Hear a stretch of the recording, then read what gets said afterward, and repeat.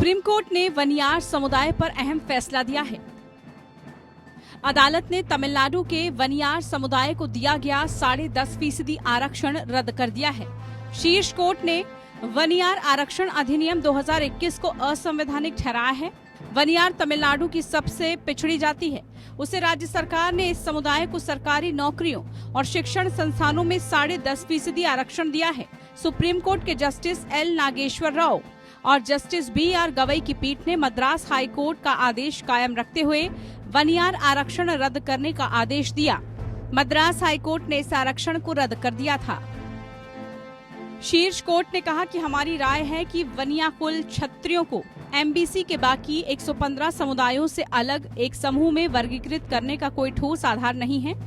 इसलिए 2021 का अधिनियम संविधान के अनुच्छेद 14, 15 और 16 का उल्लंघन है। इसलिए हाईकोर्ट का आदेश बरकरार रखा जाता है। कोर्ट ने आगे कहा, राष्ट्रपति की सहमति के मुद्दे पर आंतरिक आरक्षण लागू करने के लिए राज्य को प्रतिबंधित नहीं किया जा सकता। जाति आंतरिक आरक्षण का आधार हो सकती है, लेकिन ये एकमात्र आधार नहीं हो सकती। जिन कानूनों को चुनौती दी गई थी वे थे The Tamil Nadu Special Reservation of Seats in Educational Institutes including private educational institutes and appointments or posts in the services under the state within the reservation for the most backward classes and Denotified Communities Act 2021। विशेष कानून कथित तौर पर वनियार, जो कि MBC की एक जाति की है, उसकी मांग को पूरा करने के लिए लाया गया था, जिसमें वो दावा करते थे कि वो संख्यात्मक रूप से प्रमुख समुदाय हैं, लेकिन एमबीसी डीएनसी श्रेणी में अन्य समुदायों के साथ प्रतिस्पर्धा करने में असमर्थ हैं।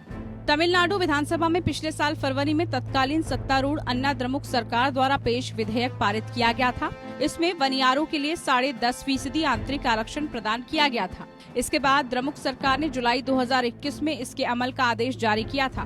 राज्य सरकार ने एमबीसी और गैर अधिसूचित समुदायों के लिए कुल 20% आरक्षण को 3 अलग अलग समुदायों की श्रेणियों में विभाजित कर दिया था। इसके तहत वनियारों के लिए 10% से अधिक उप कोटा तय किया गया था।